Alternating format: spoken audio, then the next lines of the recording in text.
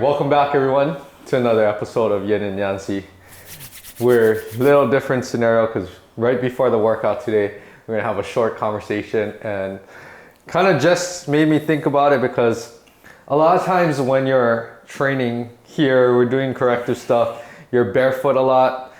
I work on your feet and ankles a lot, right? We get the burn and all of this kind of small muscles going. And today, it just reminded me because you put on your Vivo barefoots. So, all of these things, These right? is the ones, man. Yeah, all of these things. Yeah.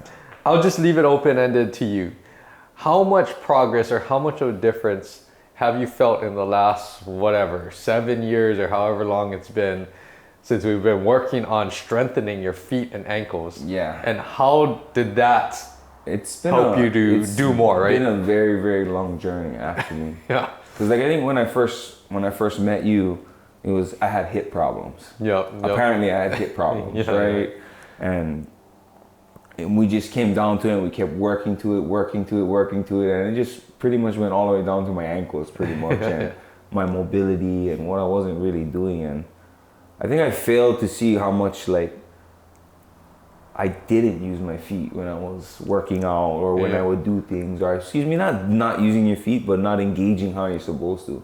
People think that you just step and you walk, and you're just supposed to that's not if you're really conscious about how you're walking and how your foot placement is and the foot contact, you're gonna walk slow, you're gonna walk softly. It's gonna, and it's very mechanical and it's very I feel it now because every time I'm so adamant about how my feet feel, I feel how much less of an impact my body takes from walking correctly and engaging correctly. Not only that too, right? With lifting, with sparring, right? Your footwork and stuff is something that I know we focused on it in this kind of realm, but it translated into all of the other drilling and stuff that you're doing, right? With stand up and stuff. Yeah. There was so much things for years that I was just doing unconsciously, moving my feet and moving around, and I wasn't really thinking about what I was using, and how to engage it properly. I was just you just move like this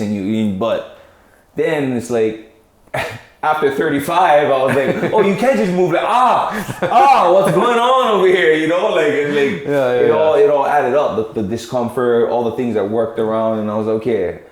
I wasn't about using drugs. I wasn't trying to use anything to try and get rid of the pain, but I did want to address it. And I was it's just something, eventually the reps of coming here, going through multiple things and having the consciousness of having better connection with my body, slowly started me gaining experience and a better communication with my body, or better connection where I'm I can feel why, my hip's sore. That's probably because your calf's tight or your knee's tight, right? I'm and it does. It all goes down and it all connects, and then you kind of know how to warm yourself up. And this morning when we came in, he was what you did at wrestling? I'm right, you do this and you do this, and I ain't even warm up yet. But I definitely feel it's because I'm connected from the ground up. Yep. Right? Once I feel that too, I really admire how Max, when I'm working and drilling with him, how he can pretty much slow time down for himself. Where it's and that's because he's just,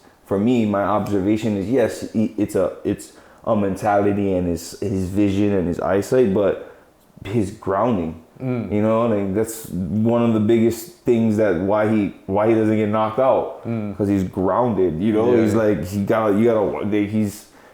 he's doing. He knows how he's stepping.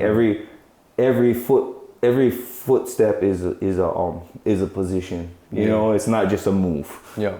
Right. It's always a play. So. Yeah. No, I think and we won't go too in depth into this because we could talk about this for hours and hours. But it doesn't matter if you're doing something in the weight room, right, or the gym, or if you're sparring, or if you're doing another sport, right, that's land-based.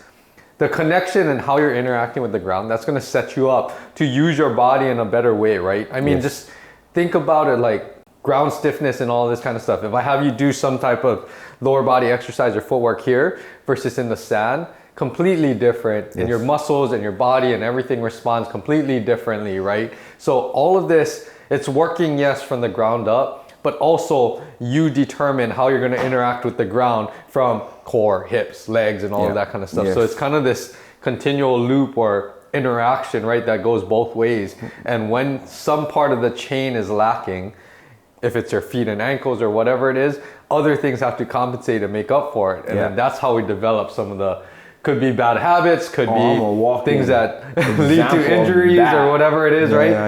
I think the last thing that I want to leave off with, because this is just introducing that concept, right? That feet and ankles, I think it's something that we don't address enough, especially at a younger age. You know, a lot of times we're just focusing on all of the bigger lifts or bigger movements, and we don't realize that our footwork or connection with the ground or all of that stuff is lacking. We don't realize that we don't have enough stability, mobility, whatever it is in your feet and your ankles, right? So it's something that needs to be addressed more. But the last thing I want to end off with is, if you had to tell your younger self, like in high school, or you see a lot of, you know, kids or younger kids, right, that's training and stuff, what's your advice to them about feet and ankles? Wow, that was oh man. Like, what would you tell them if they're like, oh, this doesn't matter?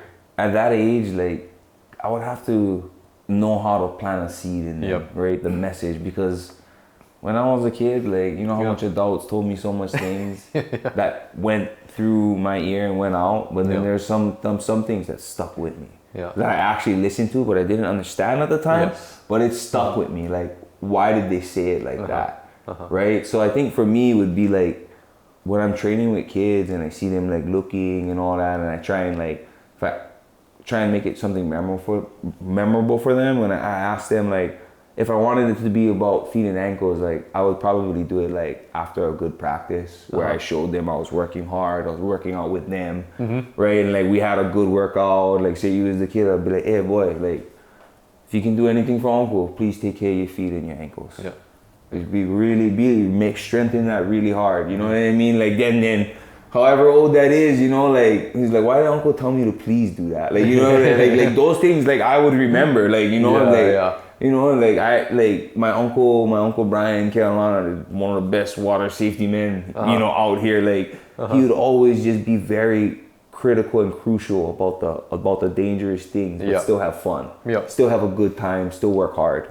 So, like, I think that part, I was like, please, bro, just take care of your feet and ankles. Like, that's the biggest thing, like, the biggest message I can send without trying to overwhelm them or you know, want it to be, because that's what it is. Like, adults, like, try and get these messages to stimulate these kids some way or another, and lead by example. I'm not going to be telling them to please take care of their feet and ankles, and they don't see me doing that myself. Like, I'm not going to ask them or tell them anything I don't do.